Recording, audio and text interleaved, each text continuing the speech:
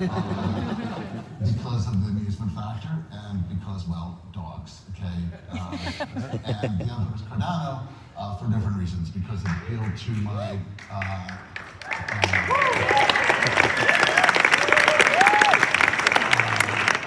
appealed to my mind and my love of history, literature, and Easter eggs. Okay, I say Easter eggs because I can only assume that the foundational phase of Cardano was named Byron because Lord Byron was the father of Ada Lovelace, who is many considered to have written the first computer program.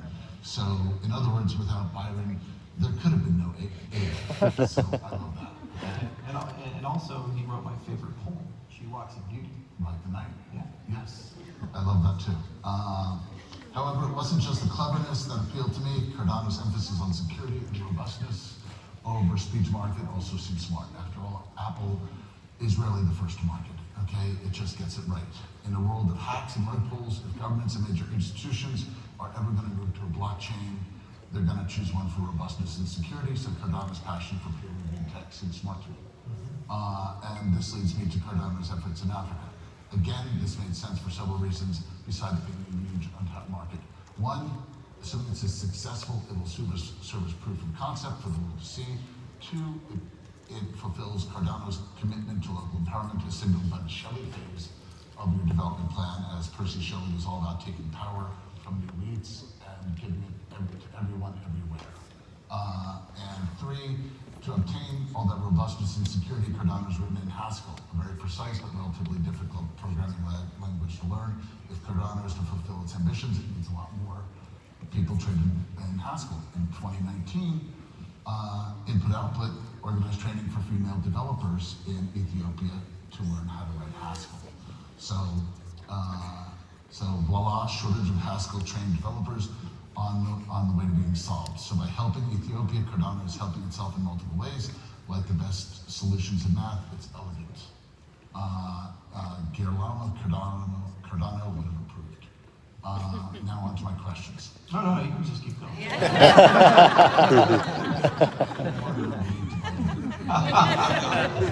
Okay. First, the company's director for Africa, John O'Connor, said that there are announcements coming regarding RealFi. Anything you can disclose on that front, or is there any other big news coming? Any more countries in the pipeline?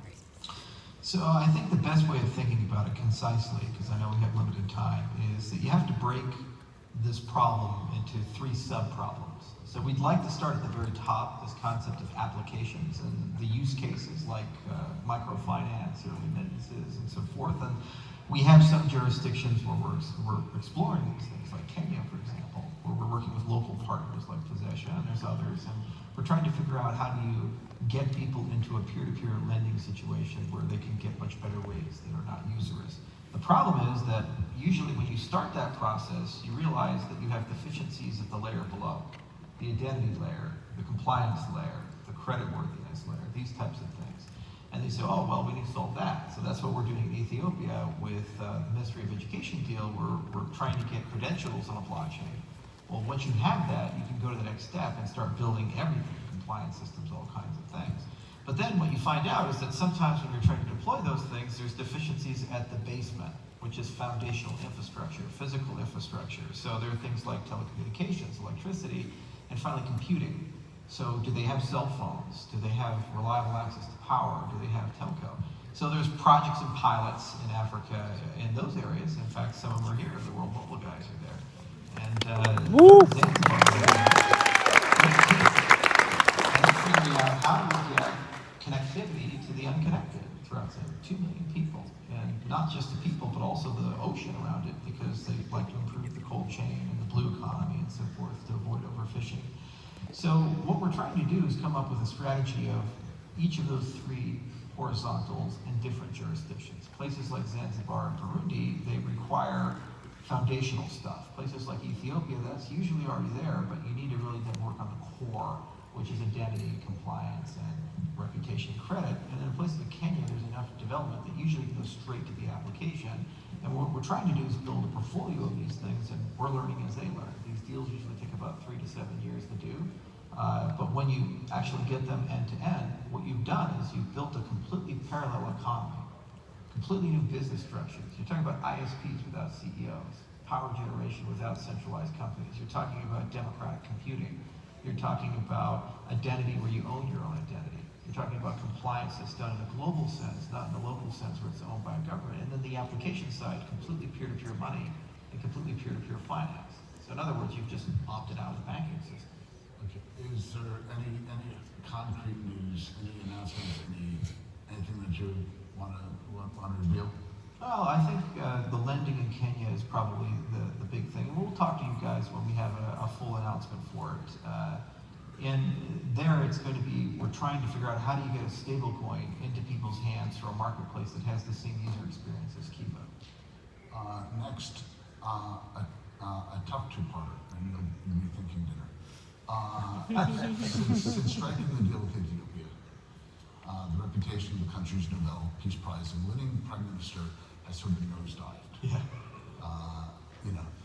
With some people calling his efforts to combat rebels a genocide. Journalists have reported he's been beaten and threatened with prison for just reporting fairly both sides of the conflict. Shelley was nothing if not an idealist. Byron himself died while fighting for his ideals.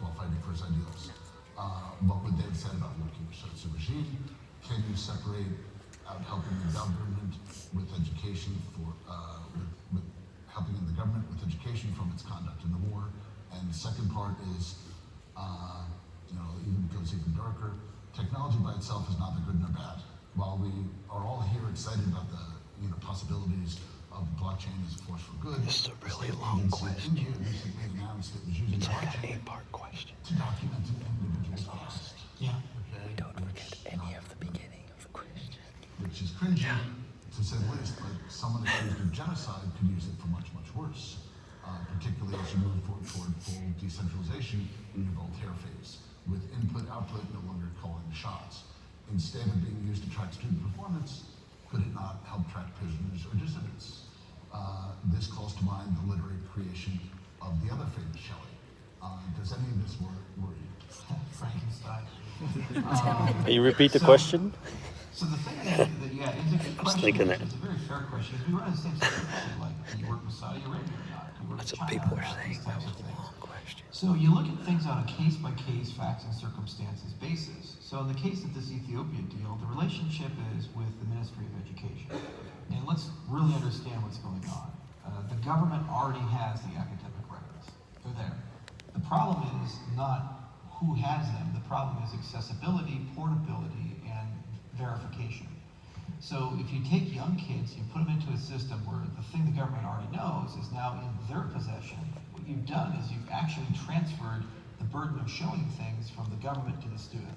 So even if the whole country falls apart and shuts down, a young student who just graduated could go to Oxford and say, here are my transcripts, and Oxford can independently verify that without the ministry. You bring up a very interesting question of what happens when technology like that goes beyond a simple use case and goes into national identity. And there, you have to say, well, what are the ethics of it?